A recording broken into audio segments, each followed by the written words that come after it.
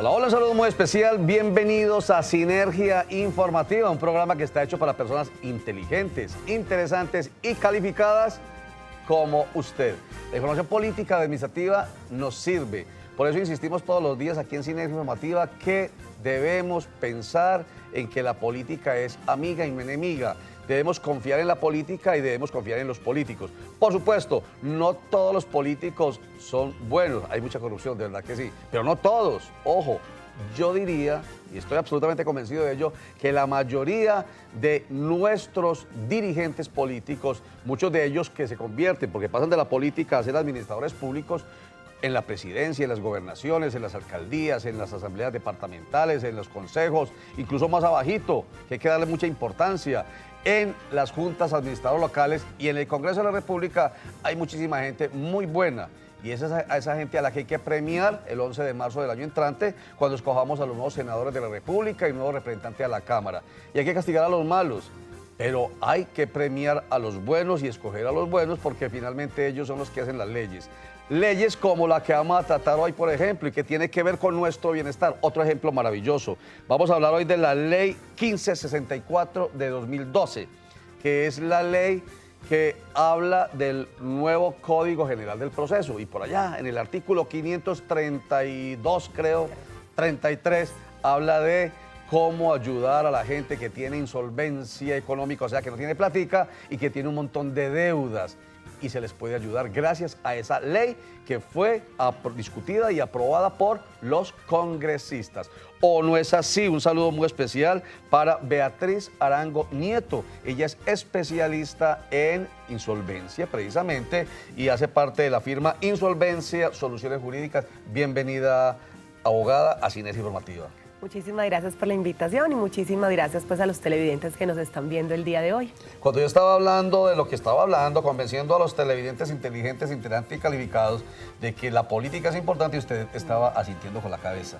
Sí, claro, es importante porque ellos fueron los que nos dieron esta herramienta que tenemos el día de hoy, que vamos a discutir, sobre la cual vamos a trabajar y sobre todo a explicar. Excelente, muchas gracias. Ellos fueron los que nos dieron esta herramienta. Está hablando de los congresistas. Un saludo para María Eugenia Orozco, quien es también especialista en insolvencia y también hace parte de la firma Insolvencia Soluciones Jurídicas. Bienvenida, María Eugenia. Muchas gracias, don Roger, y muy contenta de estar con ustedes y tener esta oportunidad de poderle dar a la audiencia una posibilidad de poder respirar en esta situación económica que se está viviendo actualmente. Excelente. Y usted también está segura, como lo dijo su colega, que los congresistas le dieron esa herramienta para que ustedes les ayuden a respirar y a evitar, suena esto muy grave, pero así es, a evitar que muchos incluso se suiciden, porque no se aguantan a los chepitos, entre comillas, una expresión que yo no sé si todos la conocerán hoy, a los bancos cobrando todos los días. Eso es cierto, don Roger. Las llamadas son cantidades de llamadas que empiezan desde las horas de la mañana hasta terminar la tarde y ofuscan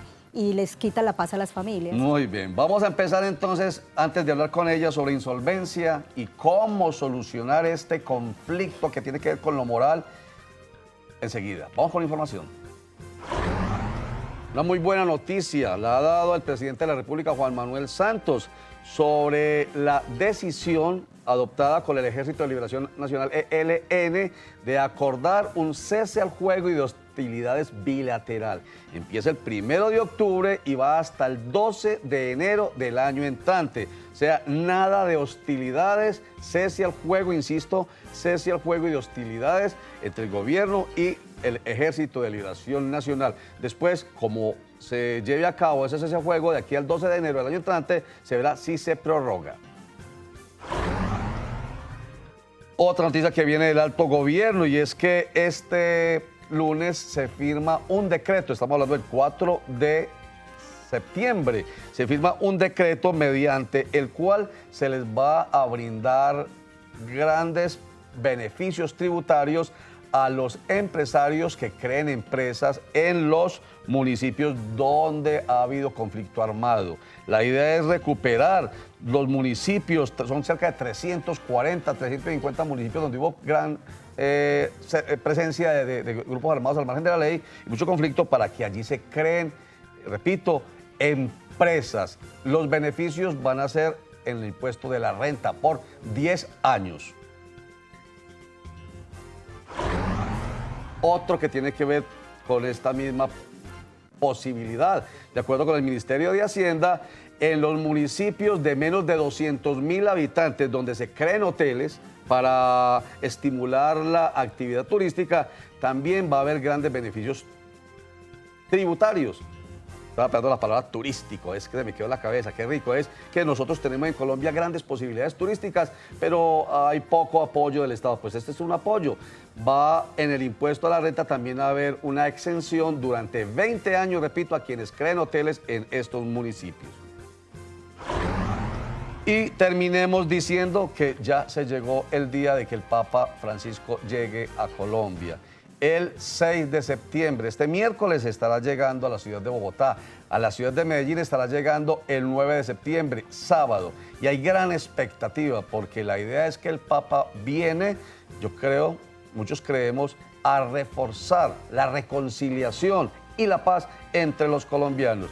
Viene, sí, aunque suene político, a fortalecer el proceso de paz que ha generado tanta polarización en nuestro país. En el mundo se preguntan, ¿qué país extraño es ese? No, están hablando de paz y se ha polarizado el país. Hay gente que no quiere que se lleve a cabo un proceso con uno de los grupos armados al margen de la ley más beligerantes, no solamente de Colombia y de Latinoamérica, sino del mundo. Entonces el Papa viene con seguridad a fortalecer ese proceso y eso de alguna manera para algunos suena político y no les gusta, pero esa es la realidad. Porque ¿qué es?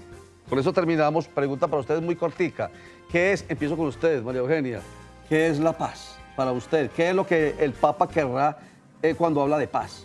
Pues yo pienso que cuando se habla de paz se habla no solamente de la visión del Papa, sino de la visión de cada uno de nosotros. Exacto. Y debemos de ser aportantes, comenzando ¿por qué? Por darle a las personas la tranquilidad de ser más comprensivos, más tolerantes, porque es que la paz empieza desde la casa, desde la estructura familiar. Exactamente. Y usted, un comentario al final sobre la paz. Bueno, yo creo que lo que él viene a sembrar en los corazones de todas las personas, de los creyentes y no creyentes, es empezar desde cero.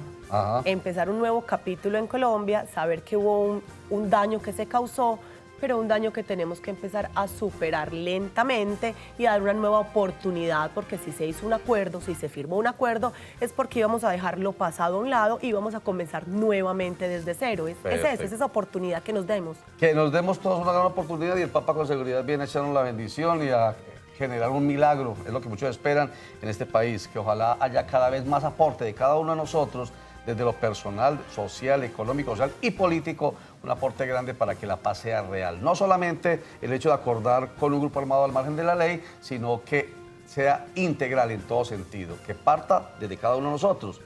La paz es una suma de todos los esfuerzos que cada uno de nosotros hace por la paz. Vamos a hacer un corte para mensajes, ya regresamos. Trabajamos para vos. Granjas comunitarias modelo en el país de atención rural para exhabitantes de calle. 203 personas beneficiadas. Alcaldía de Medellín cuenta con vos.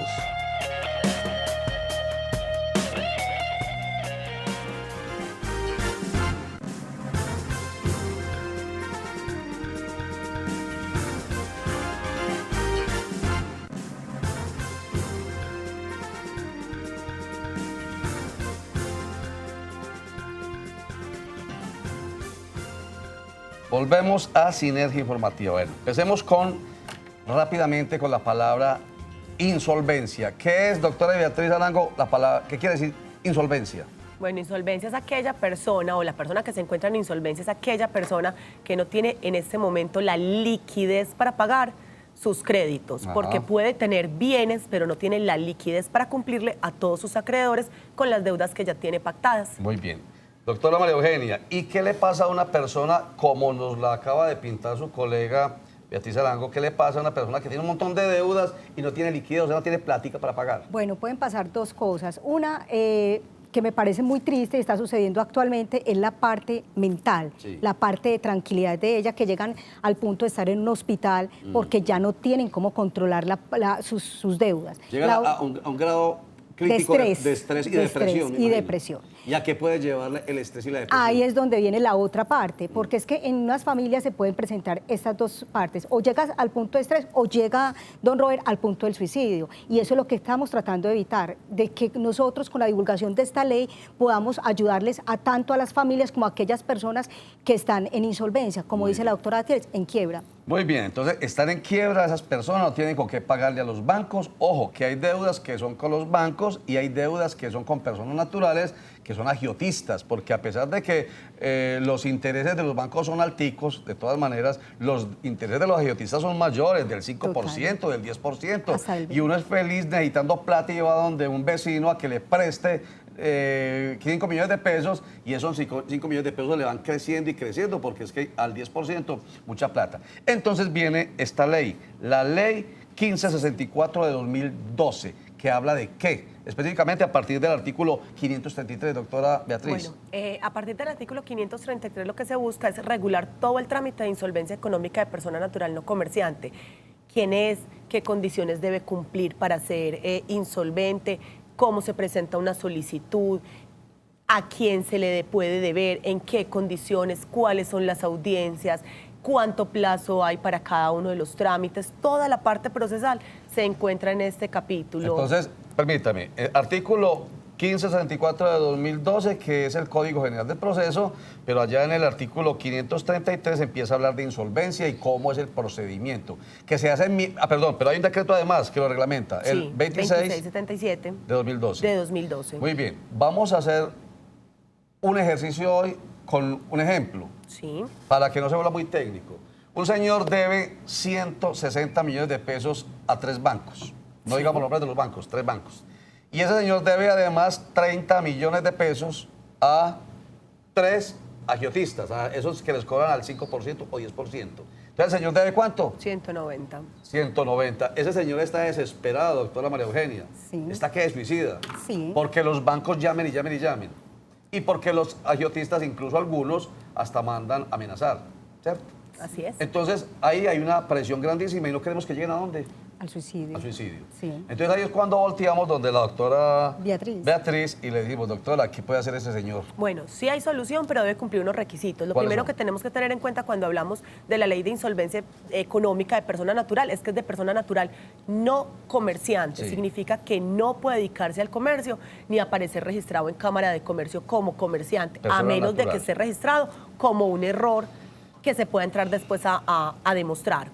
Entonces, lo primero es que no sea comerciante, que sea persona natural. Debe tener mínimo 2 acreedores con los cuales se encuentre en mora. Ya hablamos aquí de 3 bancos. Ahí están. Entonces, tengo 3 bancos y 3 personas naturales. Sí. Cumplo con el requisito de la cantidad de acreedores mínimos que debo tener. Sí. Pero a pesar de yo tener todos esos acreedores, debo estar en mora. Sí. Porque hay personas que tienen muchas deudas, pero están al día. Las pagan. Saqué por acá para pagar acá, saqué por acá para pagar acá. Si está sacando de un lado para pagar al otro, ese no es insolvente. ¿En mora es qué? En mora es que no hayan pagado sus pagos mínimos por lo menos 90 días, o sea, es decir, 3 meses. Que estén colgados en 3 meses. 3 meses colgados o que tengan mínimo 2 procesos ejecutivos en su contra. ¿Qué es un proceso ejecutivo? Es un cobro coactivo, un cobro obligado, donde el juez le embarga que lo que tenga, un bien, una casa, el salario, un vehículo. Sí. Entonces, tener mínimo 2 acreedores en mora con más de 90 días o con 2 procesos ejecutivos en su contra. Y, fundamental, que el valor que debe, lo que tiene en mora, tiene que ser por lo menos el 50% de la totalidad de la deuda. En este momento estamos diciendo que de 190 millones de pesos en total. O sea que por lo menos que tenga 100 en mora. 100 en mora, o sea que está debiendo durante 3 meses por lo menos 100 millones de pesos, ¿no? Sí, pero entonces la gente dice, pero si apenas tengo 3 meses de mora, no tengo sino las cuoticas en mora de esos 3 meses. Sí. No, usted tiene las cuotas en mora, pero su banco le hizo ya exigible la cláusula aceleratoria. ¿Eso qué significa? ¿Qué es eso? Que la totalidad de lo adeudado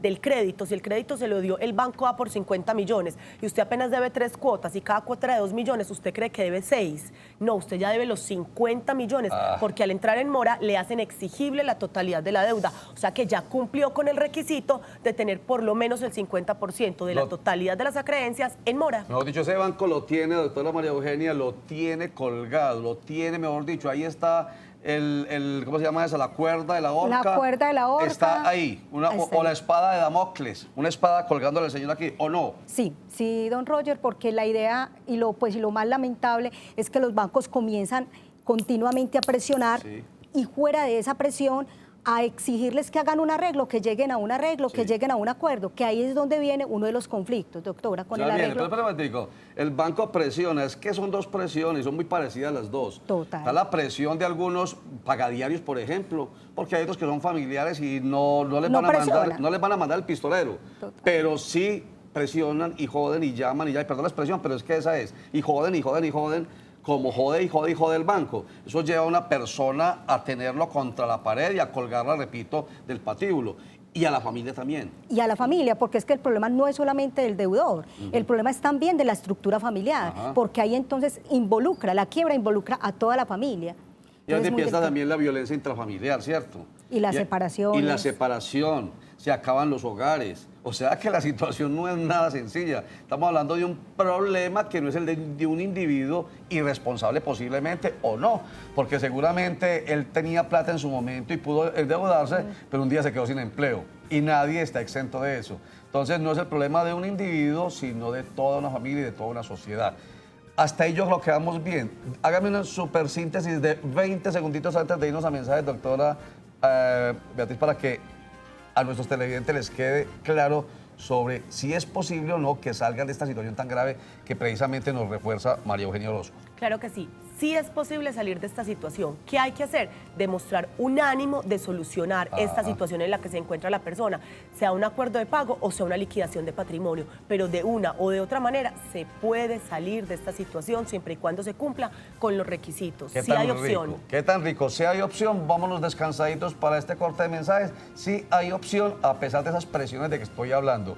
Enseguida, cuando regresemos, vamos a hablar, yo creo que es por ahí, hemos hablado siempre de los mecanismos de conciliación, ¿cierto? Sí, mecanismos para resolver, alternativos para resolver conflictos o solucionar conflictos. Vamos a hablar de eso enseguida porque yo creo que esa es la esencia de esa solución que les estamos planteando aquí hoy. Ya regresamos.